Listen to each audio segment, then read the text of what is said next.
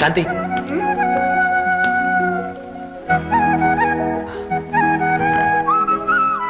నేను నేను చాలా రోజుల నుంచి నీకు విషయం చెప్పాలనుకుంటున్నాను. చెప్పండి. మన ఇద్దరం ఒకే ఇంట్లో ఉండటం గురించి నలుగురు నాలుగు రకాలుగా అనుకుంటున్నారు. అందుకని నేను నిన్ను పెళ్లి చేసుకోవాలనుకుంటున్నాను. జనం అన్నారని కాదు, ఐఎమ్ రియలీ లవింగ్ యూ. నువ్వు సరే అంటే మనం పెళ్లి చేసుకుందాం.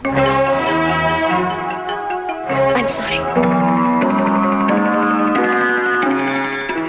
ఇప్పటికే మీరు నా అర్హతకి మించి సౌకర్యాలు ఇచ్చారు. Job, shelter, status.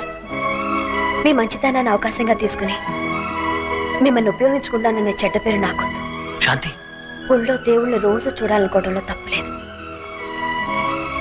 కానీ దేవుడి పక్కనే చోటు కావాలని అనుకోవడమే పేరాస్ అవుతుంది. నాకు అర్హత లేదు.